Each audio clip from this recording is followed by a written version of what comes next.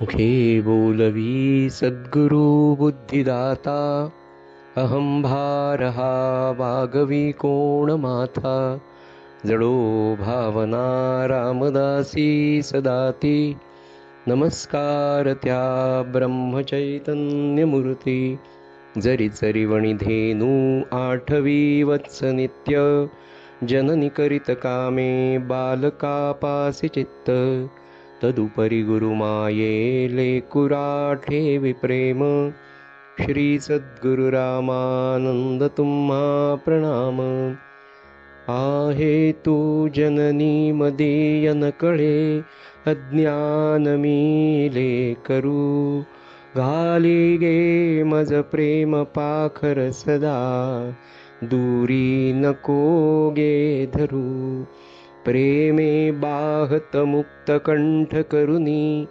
नाही दुजे बंधन प्रल्हादा गुरुराजया नित तुम्हा माझे असो वंदन अधिष्ठान जेते प्रतिष्ठान देखा तिथे जन्मला तो गुणातीत एका तयाचे निनामे चुके जन्म वेथा नमस्कार माझा गुरु एकनाथा श्रीराम समर्थ. सज्जनो, कालचा आपला विषय असा सुरू होता की मन आणि इंद्रिय भागवत धर्माची व्याख्या हा विषय या नाथ भागवताच्या दुसऱ्या अध्यायामध्ये आपल्याला नाथ महाराज सांगतायत. सज्जनो, हा दुसरा अध्याय फार मोठा आहे. तुम्हाला असं वाटत असेल की किती दिवस झाले हा दुसराच अध्याय सुरू आहे, हे तिथेच गटंगळ्या खायला लागलेत का काय, असं वाटण्याची शक्यता आहे. पण तसं नाही. 800 ओव्यांचा हा अध्याय, 800 ओव्या या दुसऱ्या अध्यायामध्ये. मुळात एकादशी स्कंदातला दुसरा अध्याय मोठाच आहे, पण त्याच्यावर प्रत्येक एका श्लोकावर नाथ महाराजांना सद्गुरूंच्या कृपेने जे सुचलं ते खूपच मोठं आहे. त्याच्यामुळे तो 800 ओव्यांचा आहे. आणि आपण साधारण आता मला वाटतं की 250 ओव्याच्या पुढे आलोय. भक्तिशास्त्राचा विषय आहे, भक्ती भागवत धर्माचा विषय आहे.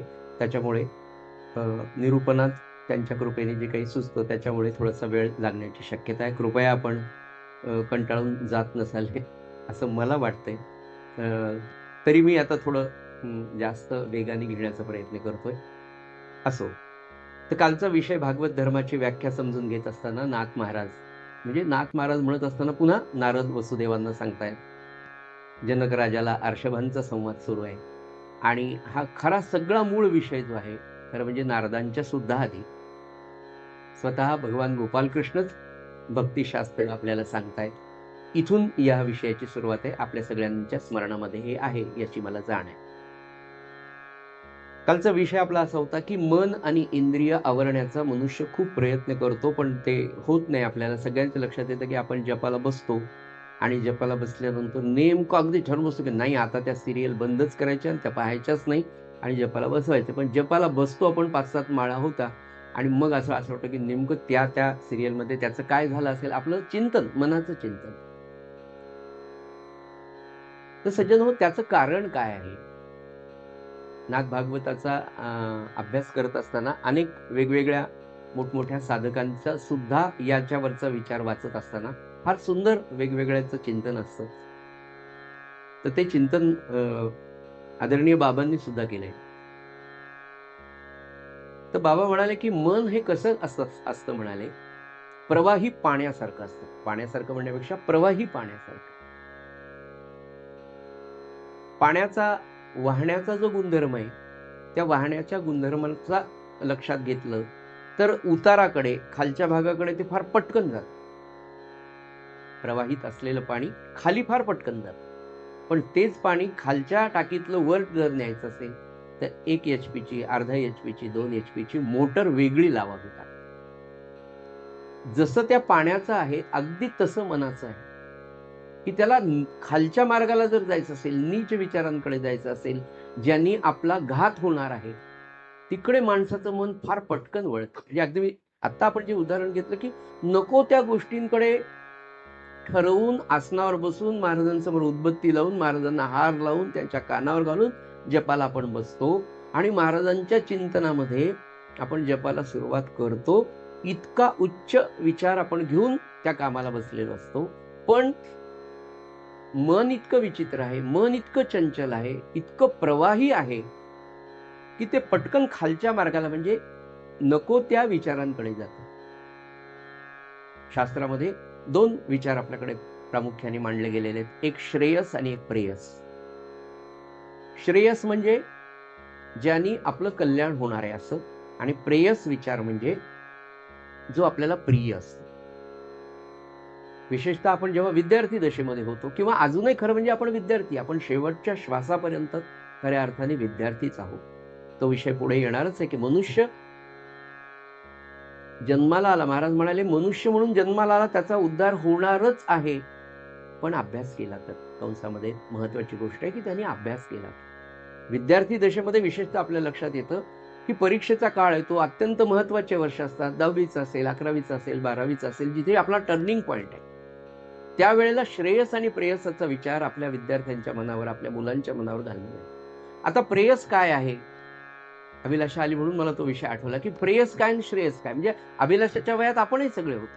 नेमकं पहा, परीक्षेच्या काळात इतकी गाढ झोपावंच वाटतं आणि इतकी झोप येते. आणि दुसरी गोष्ट अशी असते की अभ्यासाचा मुख्य विषय समोर असतो आणि त्याच वेळेला फार वेगवेगळ्या मित्रमैत्रिणींकडे वेगवेगळे कार्यक्रम ठरलेले असतात. म्हणजे आपण पाहावं, आपलं 16-17 वर्षाचं वय जर असेल आणि श्रेयसामध्ये अभ्यास सोडून नको तेव्हा नाही आज आपण पिक्चरला जाऊ आणि 2 दिवसावर टेस्ट आलेली, कळत असतं की अरे ही गोष्ट प्रिय आहे. आणि श्रेयस काय तर पिक्चरला न जाणं, आपल्याला आवडीची गोष्ट थोड्या दिवसांसाठी बाजूला ठेवणं, काही काळापुरती आपण ती बाजूला ठेवली. जी प्रिय आहे ती आपला घात करणारी आहे.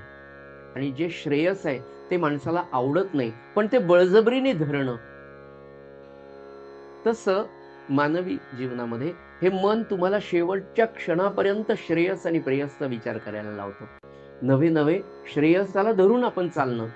आपण सगळेच विद्यार्थी आहोत आणि कायम विद्यार्थी आहोत या भावनेने जर राहिलो ना तर जीवन फार आनंदात जातं. म्हणून जे आपल्याला प्रिय आहे कायम लक्षात ठेवावं की जे प्रिय वाटतंय ना ते खरंच आपल्या श्रेयस्कर आहे आपल्या जीवनाच्या दृष्टीने, तर निश्चित त्याचं उत्तर नक्की नाही असेल तर. आणि जे श्रेयस आहे ते आपल्याला आपल्या अंतिम ध्येयापर्यंत पोहोचवणार असतं. मनुष्याचं मन हे खालच्या दिशेने आणि सारखं वाहत असतं. त्याला जर वरच्या दिशेला, उच्च विचाराला, नवे सद्विचाराला, सद्भावनेला, सत्संगाला न्यायचं असेल तर एक वेगळी शक्ती तुम्हाला लागते. आणि ती शक्ती सद्विचारांकडे नेण्यासाठी सत्संगतीने आणि नामाच्या साह्याने प्राप्त होते असं भगवंत सांगतात, नारद सांगतात, अर्षद राजा जनकाला सांगतात, नाथ महाराज आपल्याला सांगतात. इथे आपण थांबूयात. सद्विचारांकडे जाण्यासाठी वेगळी शक्ती. आणि म्हणून कालचा विषय आपला असा होता की हे साधत नाही, मग अशा वेळेला काय करावं तर आपल्या सद्गुरूंकडे मनापासनं रोज प्रार्थना करावी. आज तुम्ही शरणागत भावाने गेलात की लगेच तुम्हाला 2 मिनिटात ती शक्ती मिळेल का? शक्य नाही.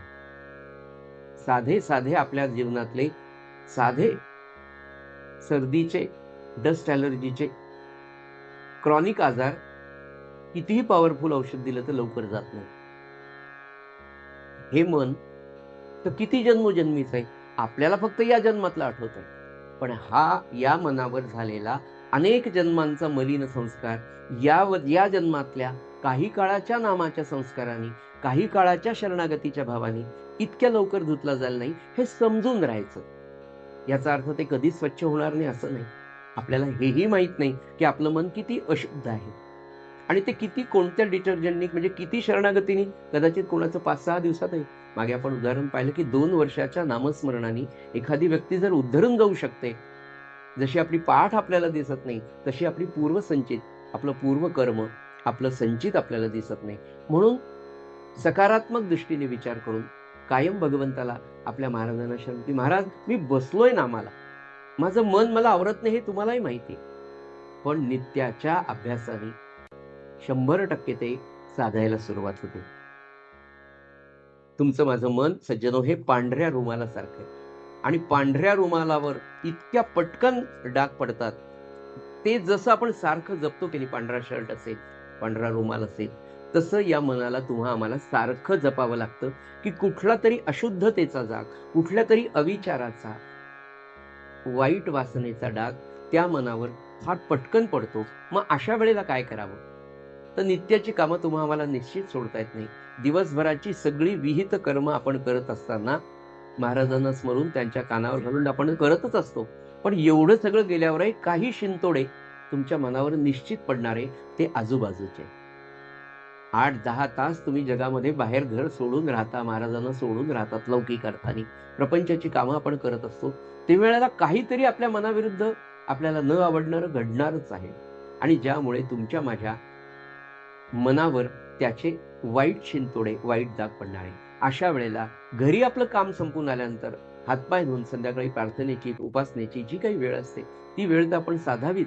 पण त्याच्या व्यतिरिक्त एक 10 मिनिटं, खूप नका काढू, पण 10 मिनिटं महाराज किंवा सत्पुरुष सांगतात, की 10 मिनिटं तुम्ही काढा, की बस आता तुमचा सद्गुरू आणि तुम्ही समोर बसले, डोळे लावा, 10 मिनिट जप करून फक्त जपाकडे लक्ष. आणि सातत्याने त्यांनी एक सांगितलंय, की जप करत असताना तो आपल्या कानाने हळू आवाजात ऐका आणि डोळे लावून तो जप दिसतो की नाही पहा. आपल्या उपासनेतल्या एक ताई मला भेटल्या परवा, त्या म्हणाल्या, सर काय कोणाची साधना आपण ओळखू शकत नाही बरोबर. त्या म्हणाल्या, मी जपाला बसले डोळे लावून, की श्रीराम जयराम जय जयराम ही त्रयोदश मंत्र हा मला सोन्यांच्या अक्षरात असा चमकताना दिसतो. मला काय साधना असेल त्या माऊलीचे विचार करा.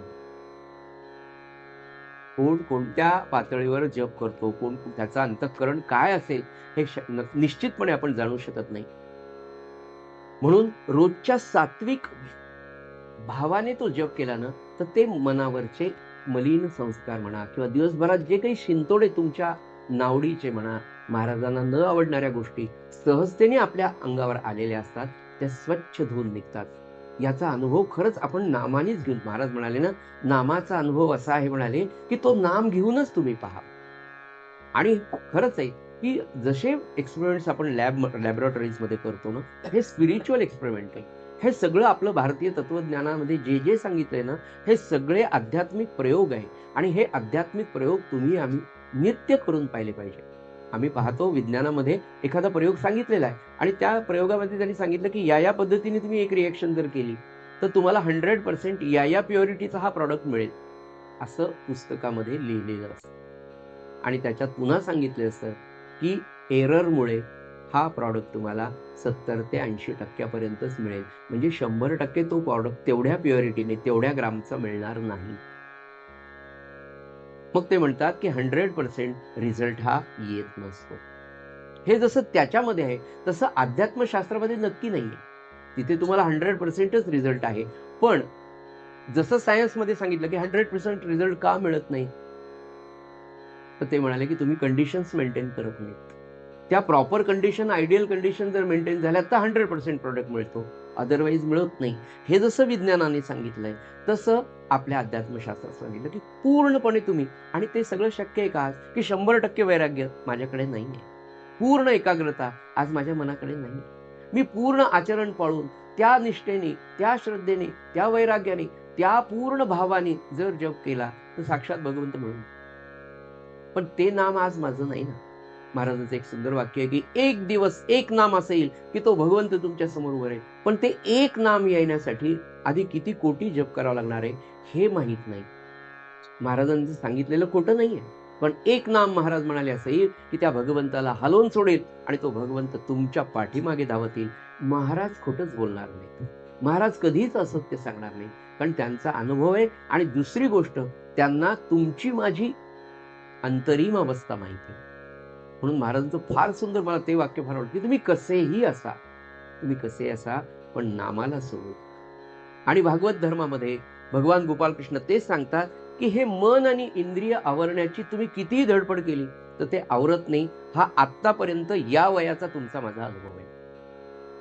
मग भगवंत किंवा नाथ महाराज ते सांगतात, मग आता करा. आता तुमच्या लक्षात आले ना, की हे मनही आवरत नाही, इंद्रिय आवरत नाही, कारण ते दोघंही चंचल आहे.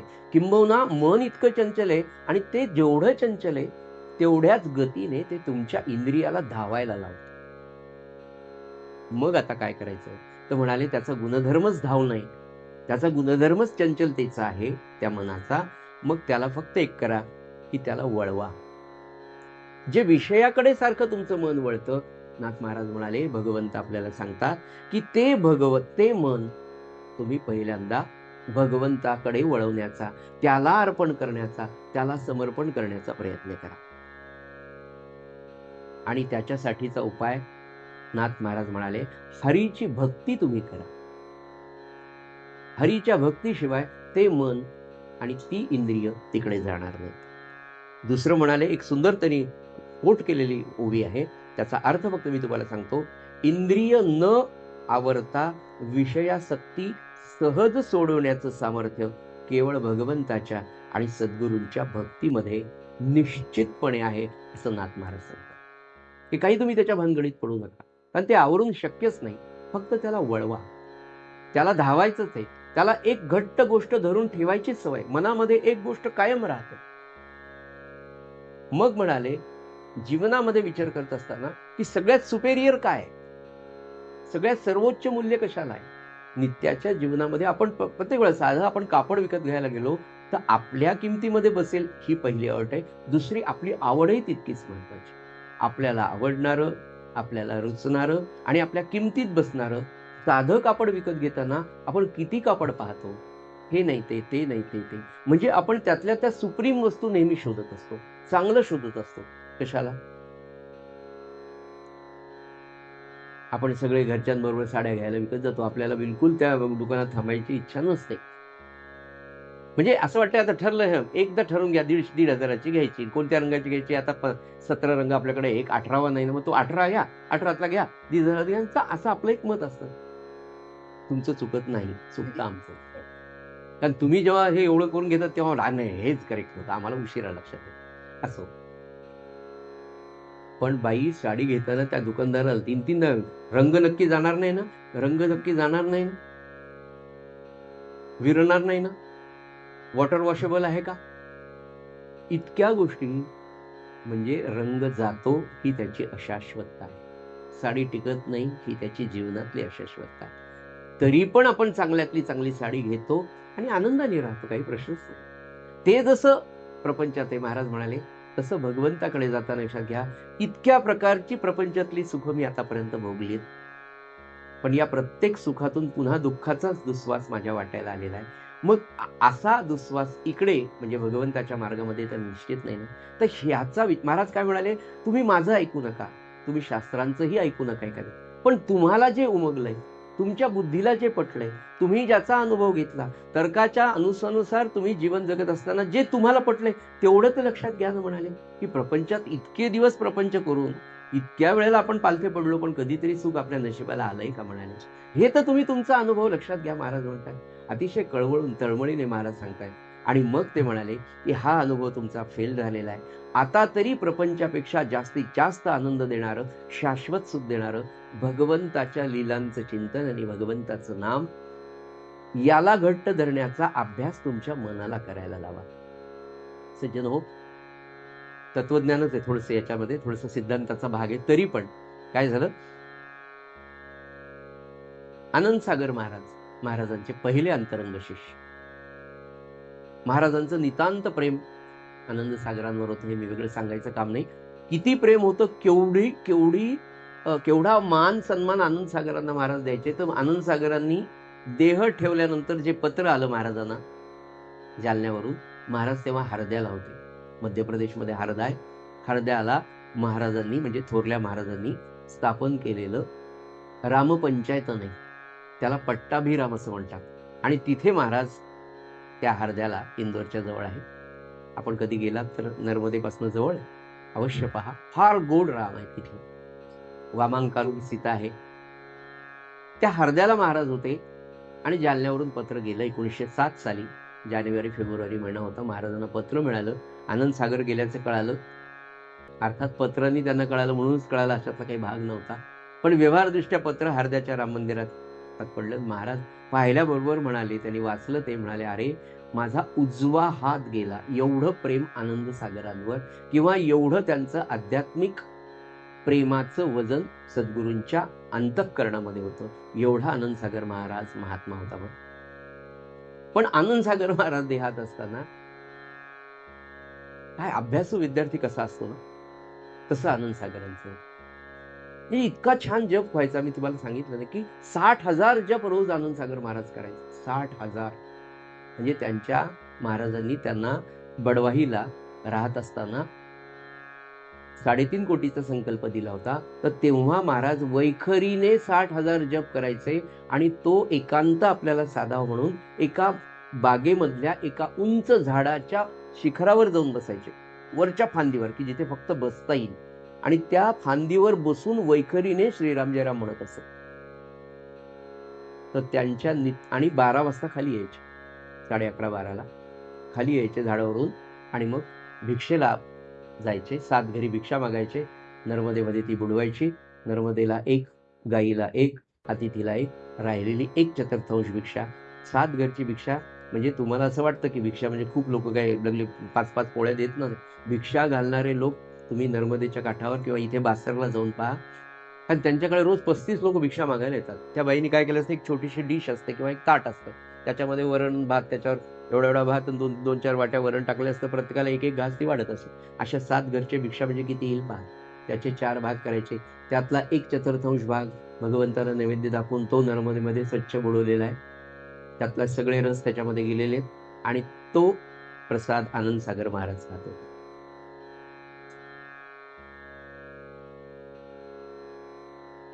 एवढं नाम घ्यायचे की ते भिक्षेला गेल्यानंतर त्यांनी वैखरीतने घेतलेलं नामाची स्पंदनं, नुसतं स्पंदनं नाही, तर ती स्पंदनं आवाजाच्या रूपाने तिथे हनुमान माळी नावाचा एक माळी राहत होता, त्याला ऐकू यायचे. आणि ते त्या वातावरणातलं आनंद सागरांनी, आनंद सागर भिक्षेला गेल्यानंतर उरलेलं आवाजरूपी नाम त्या माळ्यांनी ऐकलं, आणि तो गुरुमंत्र म्हणून स्वीकारलं, आणि तो उद्धरून गेला. त्याची कथा मी तुम्हाला मागे सांगितली. एकदा फक्त त्यांना दर्शन झालं. कोणाला? हनुमान माळ्याला. कुणाचं? थोरल्या महाराजांचं, म्हणजे गोंदवलेकर महाराजांचं. ते सारखे विचारायचे आनंद सागरांना, तो हनुमान माळी, महाराज जी आप भिक्षा को जाते हैं तो यहाँ मुझे एक नाम की गूंज सुनाई देती है, वो नाम मुझे मिलेगा क्या? माझ्यासारखं असं म्हणलं, ये मी तुझे कान फुकतो, सद्गुरुपद मला आपोआप मिळून दे. तर ते म्हणाले, नाही, मेरे सद्गुरु नाम देते हैं. तो वो कब आएंगे? वो कौन है? वो सद्गुरु कहाँ रहते हैं? वो कब आएंगे? असं रोज तो विचारायचा. आहे क्या सद्गुरु? वो मुझे नाम देंगे ना? आहे क्या सद्गुरु? वो मुझे नाम देंगे ना? असं करत त्यांनी फक्त गोंदवलेकर महाराजांचं स्मरण केलं. आणि महाराजांचं अनुष्ठान संपायच्या आधी नवे महाराज साधारण 2-4 महिन्याला गोंदवलेकर महाराज भैयासाहेब मोडकांना घेऊन आनंद सागरांकडे यायचे. कारण आनंद सागरांची आई आणि तेच राहायचे. त्यांना माहित असायचं की या लेकराकडे काही आहे का नाही. त्याचा सगळा किराणा महाराज स्वतः घेऊन यायचे, गोंदवलेकर महाराज. काय सद्गुरू असतो तो नुसता सद्गुरू नसतो, खऱ्या अर्थाने मायबाप असतो.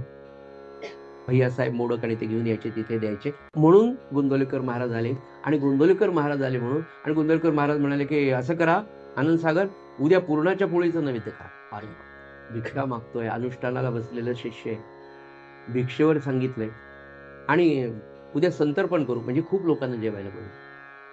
300-350 लोक जेवायला बोलवणार. सगळी व्यवस्था आनंद सागरांनी केली. कशी झाली? सद्गुरु कृपा. सगळं छान झालं. महाराज त्या आनंद सागरांच्या झोपडीमध्ये जेवायला बसलाय. आनंद सागर महाराज, भैयासाहेब मोडक आणि आनंद सागर त्यांना वाढताय. आणि हा हनुमान माळी झोपडीच्या बाहेरून पाहत होता कि गोंदवलेकर महाराज म्हणजे आनंद सागर जी के सदगुरु आए हैं और उनका दर्शन अपने को, मगर वो तो खाना खाने बैठे हैं, भोजन प्रसाद ले रहे हैं. म्हणून हा बाहेरून असं दुरून पाहत होता हनुमान माळी. आणि एक उंदीर, झोपडीच होती, एक उंदीर कुठून तरी आला आणि महाराजांच्या पात्रातलं पुरणाची पोळी, तूप जे होतं त्याच्यामध्ये तो उंदीर तोंड घालू लागला. हा हनुमान माळी बाहेरून हे पाहत होता, गोंदवलेकर महाराजांच्या पात्रातलं तूप आणि पुरणाची पोळी उंदीर येऊन खायला लागलाय. आणि तो पाहता पाहता त्याला आश्चर्य वाटलं, आणि तो एकदम म्हणला, अरे रामजी दूध तूप घी पी आहे. असं म्हटल्यावर महाराजांनी बाहेर पाहिलं, तेवढी कृपादृष्टी त्या हनुमान माळ्यावर पडली. याचं नाम तर नित्याचं सुरूच होतं. त्यांनी दर्शन घेतलं. हनुमान माळी निघून गेला. पुन्हा कधीच आनंदसागरांना भेटला नाही, कोणालाच भेटला नाही. त्या जंगलामध्ये नामासाठी गेला तर नामासाठीच गेला. दुसऱ्या वर्षी गोंदावल्यामध्ये गुरुपौर्णिमेच्या दिवशी चर्चा झाली. म्हणले, महाराज तुमचा तो शिष्य गुरुपौर्णिमेला आला नाही म्हणले हनुमान माळी. एक जणांनी महाराजांना प्रश्न बरोबर विचारतात काही लोक असतात. महाराजांना सुद्धा सोडत नाही, त्यांच्या मनातली आग असतेच. तर महाराज म्हणाले, अरे त्याला गुरुपौर्णिमेला यायची गरज नाही. माझ्या हनुमान माळ्याला गुरुपौर्णिमेला यायची गरज नाही, कारण त्याला असं वाटतच नाही की मी त्याच्याजवळ आहे. एवढं नाम त्या हनुमान माळ्यानी आनंदसागराच्या वैखरीतल्या नामाच्या स्पंदनांच्या आवाजावरून नाम घेऊन सद्गुरूंना शरण गेला. अशा आनंदसागर महाराजांना महाराज देहात असताना जपाचा अभ्यास करत असताना उगीच एक दिवस वाटले, छान जप सुरू होता. तर ते काय म्हणाले, महाराज 2-3 वेळा, आता आपण आईच्या मागे पदराला जसा धरतो धरून वागतो, दे न गते दे न गते, असं आपण जसं लहानपणी करतो, तसं आनंदसागर महाराज एकदा म्हणाले, महाराज मला योगाचा अभ्यास करावा वाटतो, कारण मला नामासाठी मदत होईल. बरं बरं महाराज, पाहू पुढे पाहू. असं 5-7 वेळा झालं महाराजांचं आणि त्यांचं. महाराज म्हणले, पुढे पाहू पुढे पाहू. आणि 5-6 वेळा झाल्यानंतर शेवटी आनंदसागरांची तीव्र इच्छा योगाचा अभ्यास करण्याची दिसली. म्हणून महाराज म्हणाले, असं करा म्हणाले. महाराजांनी स्वतःची कफनी काढून दिली आणि म्हणाले, ही घेऊन तुम्ही असं करा, आळंदीला एक नरसिंह सरस्वती म्हणून राहतात, म्हणजे ते दत्त संप्रदायातले दुसरे अवतार नाही, हे नरसिंह सरस्वती आळंदीचे दुसरे फार मोठे सत्पुरुष, दत्त संप्रदायातले, पण त्यांचा अधिकार फार मोठा. किती मोठा तो ते एक वेगळंच चरित्र होईल, ते केव्हा तरी पाहू. तर ते म्हणाले, ही कफनी घेऊन नरसिंह सरस्वतींकडे आळंदीला जा आणि त्यांना ही कफनी द्या, बाकीचं काही सांगू नका म्हणजे. यांना चला, महाराजांनी सांगितलं योगाच्या अभ्यासासाठी त्यांच्याकडे जा म्हणून ते गेले. गेल्याबरोबर नमस्कार केला, सांगितलं मी गोंदवलेकर महाराजांचा असा असा अनुग्रहित शिष्य आनंदसागर माझं नाव, आणि गोंदवलेकर महाराजांनी तुम्हाला ही कफनी दिली. एवढा आनंद झाला नरसिंह सरस्वतींना आळंदीच्या, कारण ते वाट पाहत होते की हा प्रसाद मला कधी येईल. त्यांनी मागितला होता गोंदवलेकर महाराज की मला तुमचा काहीतरी प्रसाद. ती कफनी घेतली, त्यांनी ठेवून दिली स्वतःजवळ. काय संकेत असतील आपल्याला त्यातलं काही कळालं नाही. आणि म्हणाले, मी योगाच्या अभ्यासासाठी तुमच्याकडे आलो, मला महाराज. बरं म्हणाले, राहा. 1 महिना झाला, 2 महिने झाले, 3 महिने, 4 महिने, 5 महिने आनंदसागर महाराज त्यांच्याजवळ राहिले. नरसिंह सरस्वती स्वामींनी एकही गोष्ट योगातली त्यांना सांगितली नाही, विचारली नाही, बोलले नाही, काय. झालं का जेवण, झालं काम कर, नॉर्मल गप्पा मारल्या, हे आले, परत आले. महाराज म्हणाले, काय झालं? नाही, काहीच नाही. मला तुम्हाला सांगायचं काय की योगी लोक जे असतात ना, त्या योग्यांना स्वतःचं मन आणि इंद्रिय दमन करावं लागतं, मन आवरावं लागतं, विषय आवरावं लागतो. आणि योगी होताना देहाला याचा त्रास होतो, इंद्रिय दमनाचा. जेवायचं, मीठ खाऊ नका म्हणतात आपल्याला. 1 सोमवार मिठाचा होत नाही, उद्याचा, आजपासून तयारी. मिठाचा नाही आता, उद्या. अरे बिना मिठाची उसळ म्हणजे काय, साधी गोष्ट. हे आपल्याला होत नाही तर इंद्रिय दमन आपल्याला काय होणार आहे, विषयाचा त्याग आपण काय करणार आहे. मला तुम्हाला हे सांगायचं की योगी जर असेल तर त्याला इंद्रिय दमन करावं लागतं, त्याला विषयाचा त्याग करावा लागतो. आणि तिसरी गोष्ट म्हणजे हे सगळं करत असताना मनाला आणि देहाला त्रास होतो. याच्या उलट महाराज काय म्हणाले की भक्ताला हा त्रास होत नाही. मला तुम्हाला भक्तीचं महात्म्य, भक्ताचं सहजपण, भक्तीतून साधणाऱ्या गोष्टी नाथ महाराजांना ज्या अपेक्षित आहेत त्या तुमच्यापर्यंत पोहोचवायच्या. तर भक्ताचं काय होतं म्हणाले, भक्त इंद्रिय आणि मन आणि हे सगळं भगवंताला, आपल्या सद्गुरूंना देऊन टाकतो. आणि हे देताना आनंद आहे ना. समर्थांच्या आत्मारामामध्ये त्यागाचं निरूपण सांगितलेलं आहे, इतकं सुंदर सांगितलं ना की तुम्हाला काय की सद्गुरू काय करतात बघा, की हा माझा शिष्य आहे आणि याला जर विषय सोड म्हटलं तर हा सोडणार नाही, याला जर षडविकार सोड म्हटलं तर याला अवघड जातील. मग सद्गुरू काय करतो त्याग निरूपणामध्ये, तो त्याला फक्त महत्व सांगतो आणि म्हणतो, अरे मला हे तुझ्याकडून हवंय. आणि होतं काय बघा, जी गोष्ट आपल्याला प्रिय असते किंवा जी व्यक्ती आपल्याला प्रिय असते, तिला, साधं उदाहरण तुमचं माझ्या प्रपंचात, की जी व्यक्ती आपल्याला आवडते, जिच्यावर आपलं नितांत प्रेम असतं कुटुंबातलं, तिच्या वाढदिवसाला म्हणा किंवा ती अहो साधी गोष्ट आहे, आपल्याकडे कोणी प्रेमाने आलं, तर त्याला काहीतरी दिल्याशिवाय आपलं प्रेम व्यक्तच होत नाही. हा नित्याचा आपला स्वभाव आहे. ज्याच्यावर आपलं प्रेम आहे, त्याला आपल्याला द्यावंच वाटतं. किंबहुना ते दिल्याशिवाय आपलं प्रेम पूर्ण होत नाही. हा तुमचा माझा प्रपंचातला जर अनुभव आहे. आणि जेव्हा सद्गुरू तुम्हाला म्हणतो, की "हे मला दे. मला हे आवडतंय." तर सद्गुरूला देताना मग तुम्ही मला काही मागा ना. अरे महाराजांनी मागितलं. आपण कितीतरी वेळा पाहतो, की आपल्या प्रपंचामध्ये मिळणाऱ्या आर्थिक शक्तीपेक्षाही आपण महाराजांना देताना अरे नाही दिलंच पाहिजे. काही मी लोकं खरं सांगितलं असे पाहिले ना, की अहो त्यांच्या महिन्याचा पगार तितका नाही, त्याच्या दुप्पट-तिप्पट दान ते आपल्या सद्गुरूंना करतात. एक व्यक्ती मी अशी पाहिली, की कर्ज घेऊन आपल्या सद्गुरूंना दान करतो. तुम्ही म्हटलं, "अहो असं कशाला करता?" तर ते काय म्हणले सर म्हणले, "अहो घर बांधायला मी कर्ज घेतलं, यात्रेला जायला कर्ज दिलं, पोरीची डिलिव्हरी होती, सिझरिंग होतं तर ₹25,000 मी सोसायटीचं लोन उचललं.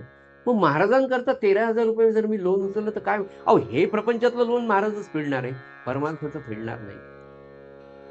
म्हणजे त्याग निरूपणामध्ये इतकं सुंदर त्यांनी सांगितलं. आत्माराम तसा अवघड ग्रंथ आहे, पण समजून सांगणारा जर चांगला असेल ना, तर फार चांगलं समजतं. असंच मला कोणीतरी समजून सांगितलं. तर त्यातल्या मध्ये एक सुंदर उदाहरण मी सांगतो, की सद्गुरूंना शिष्य किंवा आपल्या उपास्य देवतेला, कुलदेवतेला जो भक्त अर्पण करतो, तेव्हा मी माझ्या कुलदेवतेला अर्पण करतो. माझ्या उपास्य देवतेला मी ते समर्पण करतोय, अर्पण करतोय, याचा एक वेगळा आनंद असतो.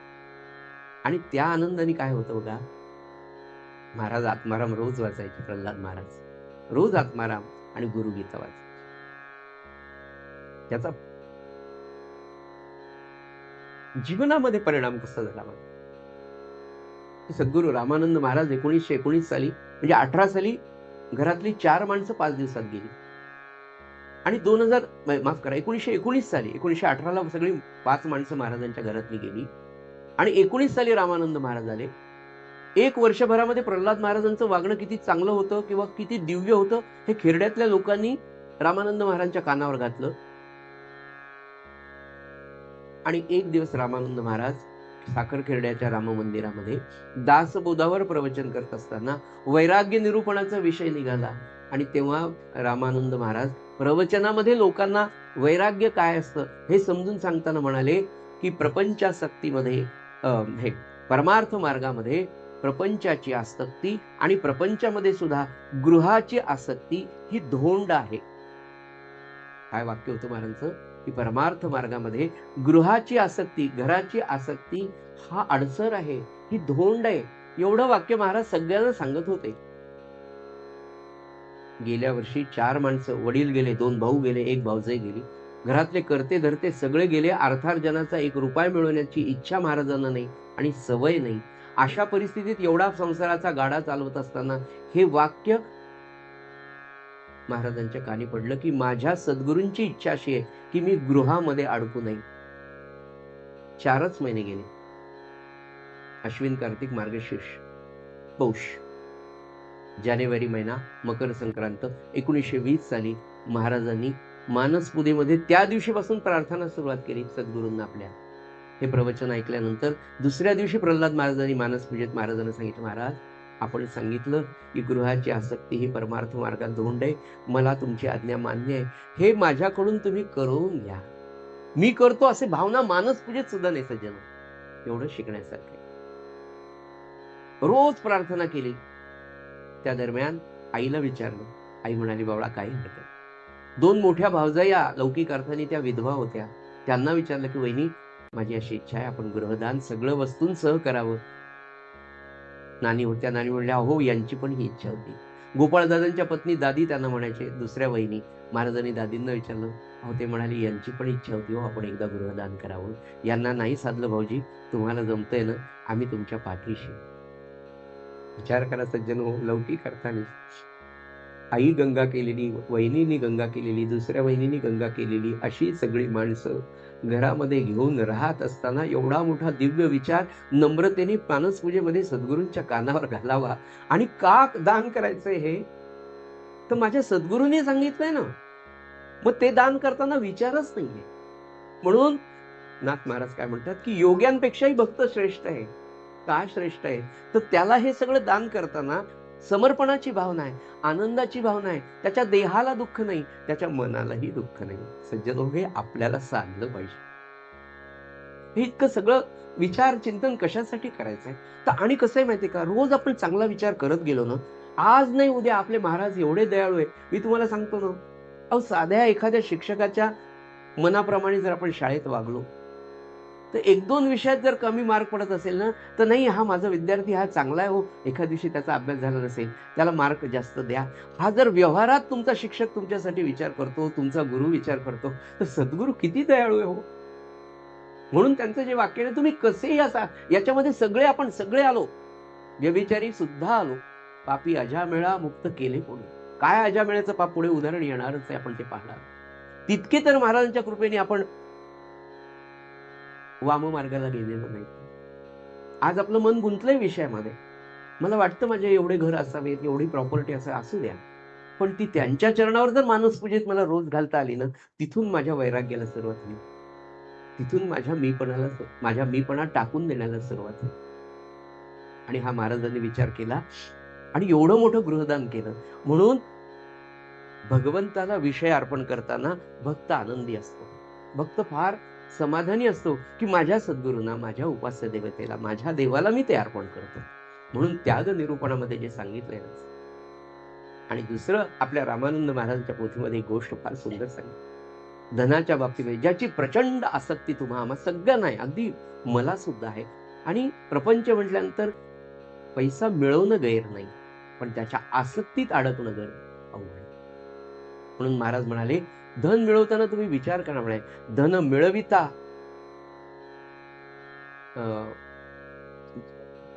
संरक्षिता आणि लुबाडिता कष्टची येई हात.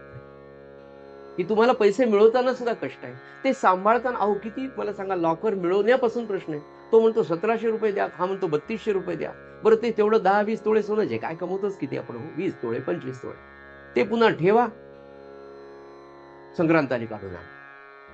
जाताना टेन्शन, येताना टेन्शन. धन लुबाड संरक्षिता आणि मिळविता, रक्षिता आणि लुबाडिता कष्टाची येईल हाता. एवढं सुद्धा सांगून सुद्धा आपला त्यातला मोह सुटत नाही. म्हणून आसक्ती रोज कमी होण्यासाठी मानसपूजे, पुढे विषय मानसपूजेचा पण याच्यात महाराज आपल्याला सांगणार आहे, तर तो येणारच आहे. म्हणून रोज आपल्याला देण्याची सवय ना, रोज रोज सद्गुरूंना 13 कोटी जग, जिजे मायला पाटल्या बांगड्या करा न द्या न. अहो मानसपूजेत तर द्या आपल्या सद्गुरूंना. मानसपूजेमध्ये महाराजांना 2 सोन्याचे कडे दिले. देतात का? किती लोकांनी दिले? म्हणजे आपण आपल्यापासून सुरुवात करावी. महाराजांना रोज एक अंगठी दिली. काय बिघडतो? नाही जमत आपल्याला, ते खरंच जमत नाही. मानसपूजेत जर जमत नसेल तर प्रत्यक्षात काय जमणं शक्य? सांग कसं दान होईल? याच्या पुढे ते म्हणाले की हे सगळं धन मिळवताना, संरक्षण करत असताना, निवडताना तुमच्या त्रास येतो, मग या धनाचं कराय का? धन जमवा, पण म्हणाले ते सत्पात्री दान करा. पुढची ओवी रामानंद महाराजांच्या पोथीमध्ये की ह्या धनाचं सार्थक, तुमच्या जीवनाचं सार्थक कशाने होईल? म्हणाले तर हे धन सत्पात्री दान करण्यानेच होईल. असं तो विषयाने सांगायचं की भक्त सगळं समर्पण करतो, त्या समर्पणानं तो भक्त फार समाधानी होतो. त्यामुळे आपलं सगळं घरदार, प्रपंच, मुलंबाळ, इतकंच काय, भक्त आपला प्राण द्यायला सुद्धा तयार आहे. समर्थ म्हणाले की प्राण सुद्धा तुम्हाला देता, प्राण कंठी आला तरी हरकत नाही, पण तो भगवंतासाठी. आणि भक्त प्राण द्यायला सुद्धा मागे पुढे पाहत नाही. अनेक भक्तांची चरित्र आपल्या समोर आहे. आता भागवत धर्माचा अभ्यास करत असताना नाथ महाराज पुढे असं सांगतात की हे इंद्रिय आणि हे मन भगवंताकडे वळवण्यासाठी नाथ महाराज सांगतात की तुम्हाला 11 इंद्रिय, 5 कर्मेंद्रिय, 5 ज्ञानेंद्रिय आणि 11वं मन, म्हणून हे 11, म्हणून एकादशी. तर ही 11च्या 11 इंद्रिय जी तुम्हाला मिळाली, ही 11च्या 11 इंद्रिय, त्यातलं सगळ्यात मुख्य जे आहे, या 10 इंद्रियावर कार्य करणारं ते आहे मन. तर ही सगळी इंद्रिय आणि हे मन 11वं, अशी 11च्या 11 इंद्रिय भगवंताला तुमच्या सद्गुरूंना समर्पण करावी. त्यात ते म्हणाले की पहिल्यांदा मन भगवंताकडे वळवा, कारण मनाचं एक वैशिष्ट्य असं आहे की त्या भगवद्गीतेमध्ये मनाची व्याख्या अशी सांगितली गेली आहे की संकल्पो विकल्पो मनहा. मनाची व्याख्याच की ज्याच्यामध्ये अखंड अविरत संकल्प आणि विकल्प सुरू असतो. सारखं पहा, तुम्ही डोळे लावून बसा, शाळेतून या, कॉलेजमधून या, घरातून या, इथून या, तुम्ही डोळे लावून बसा फक्त आणि पहा, आपल्या मनाकडेच पहा. आपला नित्याचा अभ्यास, इतके संकल्प, आता हे करू, आता ते करू, मग ते होणार नाही, मग असं होईल का, काही गरज नाही आपल्याला इतक्या, पण ते थांबत नाही. संकल्पो विकल्पो मनहा. म्हणून कशाचं तरी अखंड चिंतन करणं, कशाचे तरी अखंड संकल्प करणं, विकल्प करणं, विकल्प तयार करणं, ही मनाचा मूळ गुणधर्म आहे. मग त्याला जर संकल्पाची सवय आहे, त्याला जर विकल्पाची सवय आहे, तर मग त्याला तो शांत बसून तर थांबणारच नाही. फक्त त्या संकल्प विकल्पाचा मध्ये आपण आपली क्लिप टाकायची. कोणती? तर सद्गुरूंच्या चिंतनाची, आपल्याला आवडणाऱ्या भगवंताच्या चिंतनाची, भगवंताच्या लीलांची. आणि त्याच्यासाठी जर काय करायचं असेल तर आयुष्याचं ध्येय आपल्या सगळ्यांचं ठरलेलं आहे की आपल्याला समाधान. सज्जन हो, नाथ भागवत सुरू झालं तेव्हापासूनचा आपला विषय की आपण हे सगळं कशासाठी करणार आहोत, तर आत्मज्ञान प्राप्ती. आता आत्मज्ञान हे मोठं लेवल झालं, त्याच्यात खरं सोपं सांगितलेलं महाराजांनी, खरं किंवा शाश्वत समाधान आपल्याला मिळवायचं आहे की जे समाधान पैशावर, परिस्थितीवर, वस्तूवर, व्यक्तीवर, कशावरही अवलंबून नाही. असं मिळतं का? 100% मिळतं. आणि जे समाधान मिळाल्यावर पुन्हा वेगळं काही मिळवायचं राहत नाही, अशी अवस्था किंवा अशा प्रकारची मनाची स्थिती होते का? होते. त्याला शाश्वत समाधान म्हणतात, खरं समाधान महाराजांच्या भाषेत म्हणतात. ते मिळवण्यासाठीचा हा आपला अट्टाहास आहे. त्याच्यासाठी आपण हे सगळं चाललंय. मग जे अखंड चिंतन मनाला करण्याची सवय आहे, तो ज्याचा जो गुणधर्म आहे, त्याच्यासाठी ते म्हणाले की काळजी, भय, चिंता, विषयांचं चिंतन आपण करतो ना, त्याच्यापेक्षा आपल्या सद्गुरूंच्या विविध, आणि त्याच्यासाठी खरं सांगू का, एक तर उत्तम श्रवण करा किंवा उत्तम वाचन करा. वाचन संस्कृती संपत चाललेली असली तरी पण आजही इतके चांगले चांगले ग्रंथ सगळ्या ग्रंथालयात उपलब्ध आहेत. आता एक मला लायब्ररीची एक व्यक्ती भेटली होती, ते म्हणाले माझ्याकडे 18,000 ग्रंथ आहे. आपल्या पांडे सरांच्या मागे जी रामधारा सुकर आहे, त्यांच्या घरी जी आपण मागे जप केला 13 तासांचा, तिथे जी ज्ञानेश्वर लायब्ररी, 18,000 ग्रंथ आहे. ते म्हणाले वाचायला कोणीच येत, एवढं दुर्दैव आहे. छोट्या छोट्या ग्रंथालयाला सुद्धा महाराष्ट्र शासन आता 3 लाख रुपये पर इयर अनुदान देते. त्याच्यामध्ये ते सांगितलं की तुम्हाला पाहिजे ते दिवाळी अंक, पाहिजे ते पाक्षिक, पाहिजे ते साप्ताहिक तुम्ही बोलवा आणि लोकांच्या घरी नेऊन द्या, त्याच्यासाठी 3 लाख रुपये. आम्ही घरी घेऊन जातो तरी लोक वाचत नाही, ही परिस्थिती आहे. मग आता त्याच्या पुढचं एक ऍडव्हान्स टेक्निक आपल्याकडे आहे की मोबाईलवर इतकं छान अवेलेबल, म्हणजे सगळंच अवेलेबल आहे. त्यातलं इतक्या चांगल्या चांगल्या वक्त्यांची भागवत आहेत, इतक्या चांगल्या वक्त्यांचे वेगवेगळ्या विषयावरचे प्रवचन आहेत, निरूपण आहेत, व्याख्यान आहेत, विज्ञानावरचे, अध्यात्मावरचे आहेत.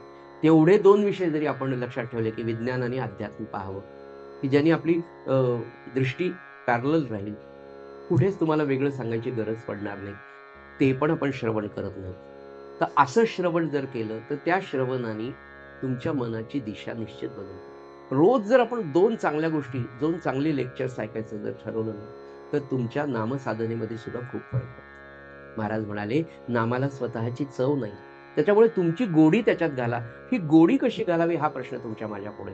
तर त्यांच्या चिंतनाची, एका विचाराची, एका विचारावर स्थिर जर राहून आपण चिंतन केलं सज्जनो, तर पुढे म्हणाले, त्याच्या पुढे महाराजांनी इतकं सोपं झालं की तुम्ही जीवनामध्ये वागत असताना चेष्टा, विनोद, गप्पा गोष्टी करण्यासाठी एकत्र येताना, तर तेव्हा ठरवा की आपण एक 4-5 कुटुंब एकत्र आलोय किंवा 4 माणसं एका कुटुंबातली एकत्र आलो.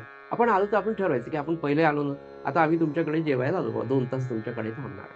तर एक 10-15 मिनिटं पहिले जप करूयात, मग जेवण करूया, मग गप्पा करूया. आणि ह्या सगळ्या गप्पा करत असताना ज्या गप्पा झाल्या त्या विषयाला अनुसरून महाराजांचं तत्वज्ञान काय, महाराजांचा विचार काय, प्रत्येक गोष्टीला महाराजांच्या चरित्रात उत्तर आहे. सगळ्या गोष्टींना महाराजांच्या चरित्रात. मी तुम्हाला मागे ती द्रौपदीची गोष्ट सांगितली, महाराजांनी त्याच्यावर भाष्य केलंच नाही की तुम्ही काय विचार करा, अधिक महिना आहे, तुम्ही भगवंताचं चिंतन करा, बाकी विचार करू नका. या एकाच गोष्टीत महाराजांचं चिंतन सगळीकडे आलेलं आपल्याला दिसतं. बाबा, आदरणीय बाबा नेहमी म्हणायचे, अहो महाराजांचं चरित्र, आणि महाराजांचं चरित्र म्हणत असताना सगळ्या सद्गुरूंच्या चरित्रात, की प्रत्येक सद्गुरूंचे चरित्र हा एक ज्ञानकोश आहे, इनसायक्लोपीडिया आहे म्हणाले. आणि हा इनसायक्लोपीडिया पाहण्याचं कार्य आपल्या मुलांकडनं करून घेण्यासाठी ते आपल्याला आधी करणं गरज आहे. रोज जेवत असताना संध्याकाळच्या वेळेला मुलांबरोबर नित्य एक तरी विषय, महाराज, आपला धर्म, धर्मशास्त्र आणि सदाचरण याच्याविषयी आपण बोललाच पाहिजे. आपली मुलं इतकी चांगली आहेत, मी तुम्हाला काय सांगू, इतकी बुद्धिमान आहे, इतकी चौकस आहे, इतकी लॉजिकल आहेत. फक्त त्यांना चांगल्या फिडिंगची गरज आहे, चांगल्या विचारांचं फिडिंग. आणि ते आपण म्हणजे नाथ महाराज ते सांगताना की मुलांनाच नाही हो, आपल्याला सुद्धा सतत सत्संगाची गरज आहे, सतत सत्संगाची गरज आहे. तर महाराज म्हणाले, कोणताही विषय असू द्या, त्याला भगवंताचं अनुसंधान तुम्ही जोडा आणि नामामध्ये निष्ठेने ह्या गोष्टी लक्षात येतील. पुढे म्हणाले, नाम घेतल्याने महाराज म्हणाले काय होतं, तर हे झालं मनाच्या बाबतीमध्ये. तर मनाला तुम्ही अखंड त्या चिंतनात ठेवा. दुसरं म्हणाले, बाकी इंद्रिय जे आहेत त्यातलं दुसरं महत्वाचं इंद्रिय डोळे आहेत. जास्तीत जास्त पाप आणि जास्तीत जास्त पुण्य जर होऊ शकलं तर डोळ्याच्या माध्यमातून. सगळ्यात पहिले डोळे पाहतात आणि डोळ्याच्या नंतर बुद्धी त्याला ज्ञान देत राहते. जे आपण पाहतो ते एकच गोष्ट आहे. दोन व्यक्ती पाहतात, दोघांच्या दृष्टिकोनामध्ये फरक. दृष्टी दोघांना भगवंतांनी सारखीच दिली, पण दृष्टिकोन हा प्रत्येकाचा वेगळा आहे. डोळ्यांनी जास्त पाप होतं, त्याचा आहार महाराज म्हणाले काय पाहावं, किंबहुना कशा दृष्टीने पाहावं. एक सुंदर गोष्ट तुम्हाला दिसली तर तुम्हाला हे आठवावं की भगवंत हे निर्माण करणारा भगवंत किती सुंदर. की आपण सिनेमाला गेलो, काश्मीरची व्हॅली दाखवली जाते, इतकी सुंदर व्हॅली आहे काश्मीरची, इतका सुंदर प्रदेश आहे, पण हा निर्माण करणारा भगवंत खरोखर किती सुंदर असेल. इतक्या विविध प्रकारची फुलं, झाडं, फळं, स्त्री पुरुष त्यांनी निर्माण केले. एकही पुरुष सारखा नाही एकमेकांसारखा. अगदी एकाच आईच्या पोटातून एकाच वेळेला 2 सेकंदांनी जन्माला आलेली जुळी मुलं, ती सुद्धा सारखी नाहीत. दोघेही सारखे दिसायला दिसतात पण पूर्णपणे सारखे नाहीत. त्या दोघांचं सौंदर्य वेगळं आहे, 2 स्त्रियांचं सौंदर्य वेगळं आहे, पण हे निर्माण करणारा तो भगवंत खरोखर किती सुंदर असेल. हा विचार, हा दृष्टिकोन डोळ्याचा आहार आहे. सात्विक आहार फार गरजेचा आहे. दुसरं म्हणाले कान. कानांनी श्रवण करताना अगदी सकाळपासून आपली सुरुवातच जर काकड आरतीपासून झाली, अगदीच काकड आरती नसेल, तुमच्या आवडीची भक्तिगीतं तुम्ही ऐका. एक भक्तिगीत असेल, काकड आरतीतलं एक पद असेल, अगदी सगळी 1.5 तासाची काकड आरती तुम्हाला शक्य नाही ऐकणं, पण एक 10 मिनिटातले 2-3 भोपाळे ऐका, 2-3 काकड आरती ऐका, एखादं पद त्यातलं ऐका, दिवसभर आपण ते गुणगुणत राहतो. म्हणून कानाने काय ऐकावं, नाथ महाराज म्हणाले, असं एक इंद्रिय, तुमचे डोळे आहेत, तुमचे कान आहेत. पुढे म्हणाले, हात भगवंतांनी तुम्हाला दिले, तर या हाताने भगवंताची पूजा करा. या हाताने अनेक लोकांना आधाराचा हात तुम्हाला देता येईल. पायानी महाराज म्हणाले, पायानी प्रदक्षिणा करा, भगवंताला प्रदक्षिणा घाला, तीर्थयात्रा करा. असं एक इंद्रिय, असं एक. आणि सगळ्यात महत्वाचं जे इंद्रिय राहिले ते इंद्रिय म्हणजे सज्जन हो, वाणी. वाणीच्या बाबतीत बोलताना महाराज म्हणाले ते की ज्यांनी रसना, ज्यांनी जिव्हा जिंकली त्यांनी अर्धा परमार्थ जिंकला. वाणीचे 2 आहेत उपयोग, एक बोलणं आणि एक खाणं, आणि दुसरं बोलणे खाणं. दोन्ही गोष्टी आपल्याला चांगल्या, तिन्ही गोष्टी आपल्याला चांगल्या माहिती. महाराज म्हणाले, ज्या वाणीने आपण भगवंताचं नाम घेणार आहोत किंवा घेत आहोत, त्या वाणीने अगदी सोपं, बाबांनी तितकी 13 आर्या ज्या केल्या, नाम सदा बोलावे, त्याचे गोड सदा बोलावे, नम्रपणे सर्व लोकप्रिय व्हावे, हाची सुबोध गुरुचा. पुढचं काय, भक्तीने रघुपती साढवा. ज्या वाणीने आपण भगवंताचं नाम घेतो, त्याच वाणीने किती वेळा आपण टवाळकी करतो, टवाळा आवडे विनोद, निंदा करतो. किती लोकांचे अंतःकरण वाणीने दुखावले जातात. त्या वाणीचं तेज वाढवणं किंवा त्या वाणीचं तेज कमी करणं हे साधकाच्या हातात. त्या खेरड्यामध्ये एक 60-65 वर्षांचे एक गृहस्थ आहेत. त्यांचं नाव औरंगाबादचे आहेत बघा. मला वाटतं 10 वर्ष झाले फक्त श्रीराम श्रीराम एवढं म्हणतात. बिलकुल बोलत नाही. अखंड नामामध्ये राहतात. नामात राहण्याचा अभ्यास करतात. प्रचंड रागीट होते. मौनामध्येच असतात. प्रचंड रागीट होते. आता जवळपास 60 ते 70% त्यांचा राग कमी झाल्याचं त्यांचे कुटुंबीय सांगतात. म्हणून ते जास्त खरं. ते म्हणाले मला फार राग यायचा आणि एक दिवस मी ठरवलं की नाही आता बोलायचंच नाही. तर न बोलता सुद्धा राग यायचा म्हणाले. सुरुवातीची अवस्था अशी होती की मौनात सुद्धा राग येतो. कारण ते मनाप्रमाणे होत नाही, करून जमत नाही. लिहून दाखवायला सगळं शक्य होत नाही.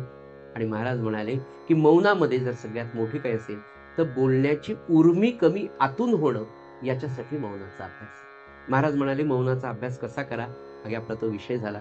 त्यावेळेस एक गोष्ट मी सांगायची विसरून गेलो होतो. महाराज म्हणाले पहिल्यांदा तुम्हाला मौन पाळायचं ना तर 3 गोष्टी लक्षात ठेवा. 1, स्वतःची स्तुती. नंबर 2, दुसऱ्याची निंदा करायची नाही. एवढं जरी तुम्ही सांभाळलं तर 50% तुमचं मौन पाळल्यानं. दिवसभरात जर आपण संध्याकाळी विचार केला तर आज आपण कोणाकोणाविषयी काय बोललो आणि स्वतःविषयी किती बॅनर लावले, याच्यावरून आपल्या लक्षात येतं. दुसरं 40% मौन महाराज म्हणाले कसं साधेल, हे 50% झालं. पुढचं 40% महाराज म्हणाले कसं सांभाळा. प्रत्येक वेळेला एखाद्या व्यक्तीसमोर किंवा एखाद्या समूहात तुम्ही आहात तेव्हा असा विचार करा की आता हे बोलले, याच्यावर मी हे बोलणं गरजेचं आहे का. ते तर काय वाईटच आहे की लगेच आपली एक कॉमेंट त्यांनी ते एवढे फाडून ठेवलेलं आहे, हे सांगायची आपल्याला गरज आहे का, याचा विचार करा. प्रत्येक वाक्य बोलत असताना मी आता हे वाक्य नाही बोललं तर चालेल का, हे बोलणं गरजेचं आहे का, असा जर विचार केला तर महाराज म्हणाले 40% तुमचं बोलणं कमी होईल. म्हणजे 50 आणि 40 90%. राहिलेलं 10% महाराज म्हणाले बोला, काय बोला, अत्यावश्यक तेवढं नक्कीच बोला. हो संतान दादा तुमच्याकडे जेवायला येऊ का, या असं. म्हणजे अगदी गरजेचंच आहे बाबा, आज आमच्या घरी काही व्यवस्था नाही, येऊ का, तर ते तेवढं बोला म्हणाले. तर महाराज म्हणाले या 10% तुम्ही बोला आणि हे 10% बोललं तरी तुम्हाला 100% मौन केल्याचं पुण्य मिळतं. वाणी आणि रसना. दुसरं म्हणाले हे बोलण्याच्या बाबतीत झालं. एक तर जे 10% बोलायचं त्यातही सत्यम वद पण प्रियम वद. महाराज म्हणाले महाराजांपेक्षा शारदा माता म्हणून श्री रामकृष्ण परमहंसांच्या पत्नी ज्या शारदा माता, त्यांची काही बोधवचनं फार सुंदर आहे. त्याच्यामध्ये त्या म्हणाल्या की सत्य असेल आणि ते जर दुःखकारक असेल तर नका बोलू. एक विषय 2 मिनिटात संपवतो. महाराजांना एकदा प्रश्न विचारला, गोंदवलेकर महाराजांना, संपणार नाही, उद्या सांगतो. नाही होत नाही, उद्या मला फक्त आठवण करून द्या, उद्या सांगतो. फार सुंदर प्रश्न सांगून टाकतो, उत्तर उद्या पाहू. आपल्या सगळ्यांच्या मनामध्ये असतं. प्रश्न असा विचारला गेला की महाराज एखादा माणूस आहे, तो सगळ्या उपकारक गोष्टी करतो पण बोलून दुखवून टाकतो. हे सगळं तुमचं कर्तव्य करेल, तुमच्याशी चांगला वागेल, पण फाड फाड फाड फाड अगदी बंदुकीच्या गोळ्या मारल्यासारखं बोलतो म्हणाले आणि मन दुखवतो. एक माणूस आहे, तो तुमच्या फारसा उपयोगी येत नाही, तुमच्या कधी कामालाही येणार नाही. तुम्ही त्याच्याकडे काम करून गेलं तर कदाचित तो तुमचं कामही करणार नाही, पण तो तुम्हाला कधी दुखावत नाही, तुम्हाला रागवत नाही, तुम्हाला तोडून बोलत नाही. यातला कोणता माणूस योग्य, याच्यावर महाराज काय म्हणाले आपण उद्या पाहू. झालेले